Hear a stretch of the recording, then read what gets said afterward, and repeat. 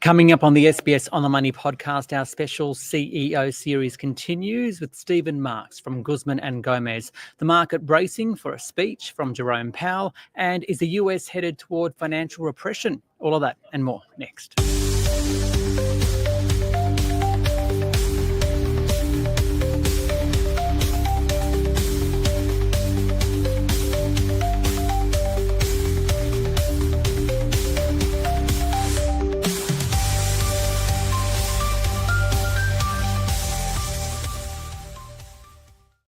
Hi everyone, welcome to the SBS On the Money podcast for this Friday, the 22nd of August 2025. It's a day where the share market eased back from yesterday's record high, the ASX 200 down about 0.6%. We'll have the details with Isaac Poole in a few moments from Ascalon Capital. But first to Mexican restaurant chain Guzman Y Gomez.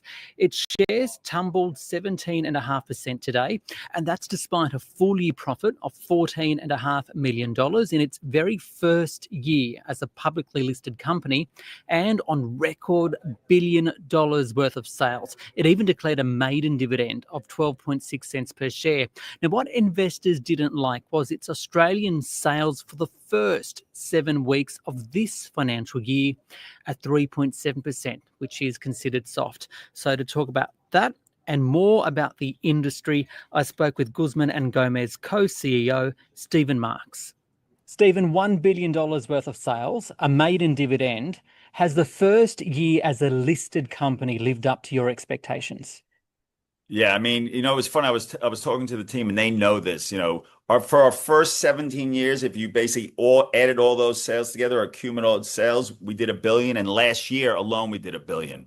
And I just cannot be more proud of the team. I mean, the revenue, the profitability of our restaurants, what we've done on a menu side, it's just, when you work with people that you have so much respect for, and everybody is so aligned on what the vision is, and obviously the people at Ola Central, the crews in our restaurants are amazing franchisees. Man, it was a record 12 months, and I just could not be more proud of the team on what they delivered, especially it being our first year as a public company. While the US is a small part of your business, I'd love to get your take on the US economy, though, and the US consumer. How are they feeling, and to what extent is the broader economy there being reflected in GYG US? Well, US is a very small part of our business. We've got board approval for 15 restaurants in the Chicago area. We know what it takes to build brand, right? I mean, when we think about, we did $1 billion in revenue this year. 20 years ago, we opened up Newtown, did 11,000, that week, and that store now does 120,000.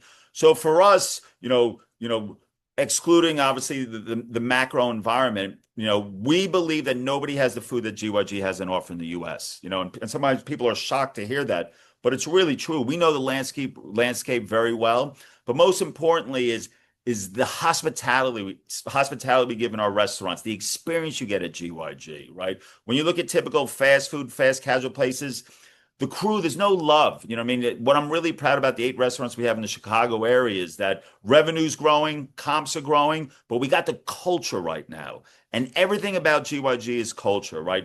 There's 2 things as you really get to know us that we'll never compromise on. It's our food quality, obviously our clean menu, and our people. And that's one thing, over the last 5 years of being in Chicago, we've got our team right above restaurant. We got the best general managers, and you can feel the love of our crew. And that will become a competitive advantage as we start to obviously roll out our stores in Chicago.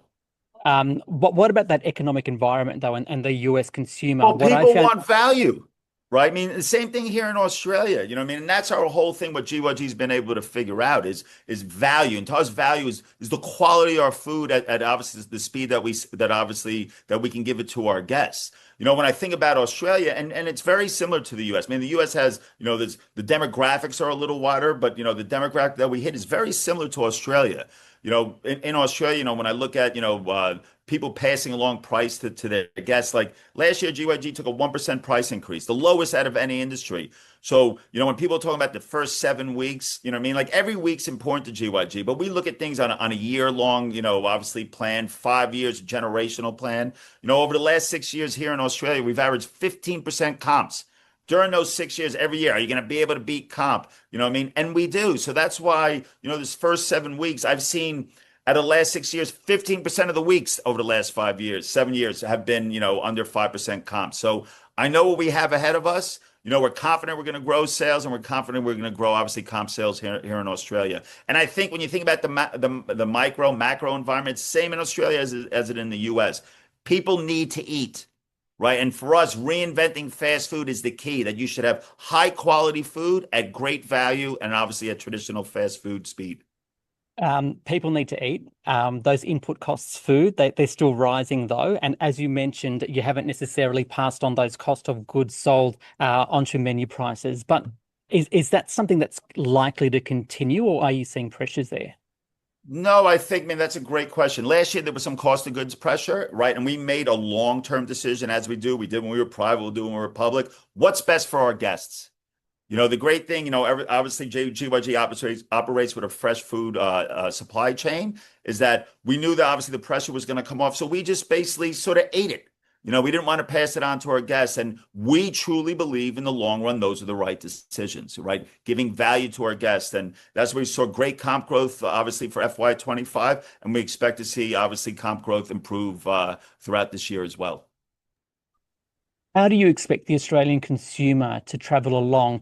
As you mentioned, they're looking for value. Do you expect them to trade down? We've seen this trend in the US where some of your rivals are offering these smaller deals, these $5 deals, for example. And what would that mean for your business? Yeah. Well, I think those $5 deals you see, that's first of all, it's not food. And I'm serious about that. I think, people are becoming more aware of what they're eating. It's a huge part of what GYG believes in, and obviously with our clean menu. But what I love about GYG is that you can have a regular burrito and you can have a mini burrito. And the mini burrito is not so many. I can compare that to traditional fast foods, bigger offerings, right? We have our $3 taco here. We got our $250 taco, obviously in the US. Our breakfast is incredible value. So it's kind of like, how do you perceive value? It's quality, it's price, and the experience that you give. And I think that that's resonated heavily with the people in Australia, Singapore, Tokyo, and obviously the US. You were referring to your first 7 weeks in July. Just to put that in context for this podcast, I think what we're referring to is the investor reaction, because shares are down quite dramatically today. Can you go through again, just with that in context, with investors a bit worried about that growth at 3.7% for the first 7 weeks? Why are you, seemingly relaxed about it? Because, like I said, we're building a generational business. I've been doing this 20 years. Throughout the last 7 years, we've been in this situation 15% of the time. And I've seen where our comps have grown to. What people don't realize is when I look at FY25 to FY26, we have a calendar for the year that covers marketing campaigns, delivery campaigns, great menu creation, technology updates. And we don't line them up year over year, comp on comp. We line it up when it's best for our restaurants. So I know what we have in the pipeline coming through. And I think, having been in this situation before and knowing what's coming to our guests in our restaurants, that we're confident that sales will increase from here. And obviously comp sales will increase as well. Man, it's not that I'm relaxed about it, man. We're in a retail business. We wake up every morning, wanting to do double-digit comps. But also, we know that we're building a generational business, and we'll always make the right long-term calls. Now, and I say to, the team here, when they see the reaction with the markets, we can't control the markets. All we can control is making sure that we stick to our strategy and execute extremely well. And that's one thing our team, year after year, do extremely well. We know that Collins Food is looking to sell its Aussie Taco Bell stalls. Have you looked at them? No. Would you look at them? I don't look at them. To me, it goes back to a philosophy of food, right? And think about this Taco Bells in the US. It comes down to quality of food. GYG is just solely focused on GYG. We're not looking to buy anyone. Obviously in Australia, we think we get to 1,000 restaurants. We opened up 32 this year. That was a record. We'll open up another 32 next year, on our way up to 40 restaurants, per annum. The only thing we think about GYG is GYG and the guests that come, obviously, to experience, our food and our people. When it comes to AI and innovation, how does a company like GYG use it both for the consumer-facing side and in your operations? That's a fantastic question. We get asked that a lot, is that, when you think about restaurants at GYG, and I don't know if you've seen the back of a GYG, these are restaurants. We're cooking food. Obviously, we've got so much fresh ingredients coming in. How we use AI is to make sure all the admin that has to be done by our restaurant managers and our shift leaders, that is taken care of so they can just focus on preparing fresh, clean food. When you think about the organization that sits above that, obviously a lot of innovation in finance, a lot of innovation on our learning, development, and people team, a lot of innovation in technology. But at the end of the day, all that helps support us to deliver hot, fresh, clean food to our guests and making it easier for our crew to execute. We look at our business in a very simple way. We need to drive revenue, need to drive comp, never ever compromise on food quality and people, but make it easier for our crew to execute as revenue continues to build. Stephen Marks there, the CEO or co-CEO of Guzman Y Gomez.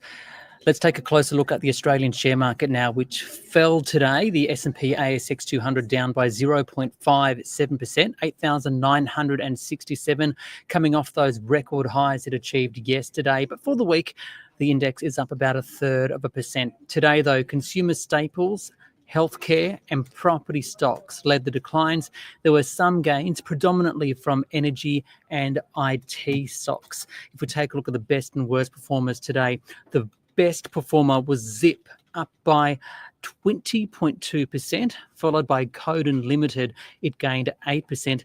The worst performers today, the worst performer was Ingham's Group, the chicken company, down by 20.2%, followed by Guzman and Gomez, off by about 18%.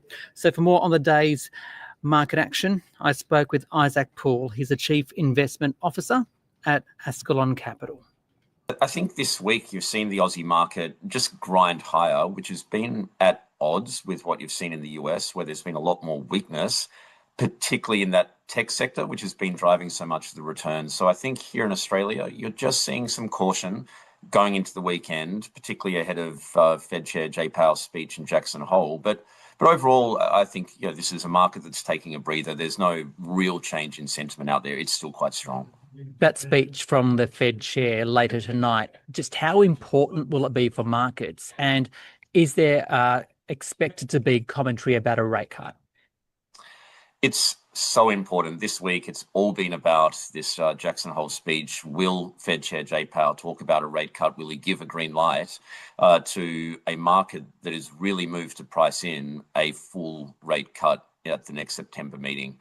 I think this is far more of a line call than what the markets are putting it. We're seeing the unemployment rate and the US jobs market weaken a little bit, but not that much. We're seeing inflation clearly trend higher. So I think that the Fed Chair Jay Powell this tonight is probably going to push back on market pricing a little bit. But isn't there the threat that tariffs will induce inflation, with the inflation rate being above that of interest rates eventually, a trend you've written about called financial repression? What are the implications? This is really important because inflation is trending higher. I think tariffs will push it further again. And of course, the administration in the US and the markets are calling for rate cuts, and that will push rates below inflation. Now, US President Trump will love that because it will reduce the real cost of their deficits and their growing government debt. I think investors will love that because we saw post GFC when this trend last started, it pushed investors out into ever more risky assets. But the Fed will not love it at all, because if inflation keeps trending higher and is above interest rates, if they cut too early, then inflation could continue to spiral ever higher and get out of control for the Fed. So there is a real risk here. Okay, locally, reporting season rolls on. I think we've gone through most of them so far. We've got another big week next week. But so far, and in general terms, what's reporting season telling you about the health of the market? Because what I've noticed is we're seeing some relatively good numbers for the financial year, but it's the outlook that investors are really reacting on. That's absolutely right. The actual numbers for this quarter have been fairly good, but there's clearly some concerns that earnings growth over coming quarters may not be quick enough to justify what are right now very stretched valuations across the Australian market. And that's manifesting in big falls for companies that don't achieve their earnings growth or don't provide positive guidance. I think this is going to be the key trend over the next 6 months. that companies that do not meet guidance, do not give positive outlooks, are going to get punished severely. And I think that's the big takeaway from this week. And finally, what are you telling your clients right now, and where do you see the opportunities for investors? It's time to be cautious. I think when you're seeing valuations in global equities, in Australian equities at these levels, it's not the time to go chasing returns. I think it's a good time to build some portfolio of resilience, maybe pick up some very high quality fixed income, whether that's corporate credit or government bonds, and try and build that resilience over the next 6 months, which could be a far more volatile period. That's Isaac Poole there from Ascalon Capital, and it wraps up the podcast for the week. Don't forget to give it a like or a review on Apple Podcasts and Spotify if you enjoy it, and to click subscribe, and I'll see you next week. This SBS on the Money podcast is provided for informational purposes only and should not be understood as constituting advice or a recommendation. It is not personal advice, and it does not consider your personal circumstances or objectives. You should contact a licensed professional before making any financial decision.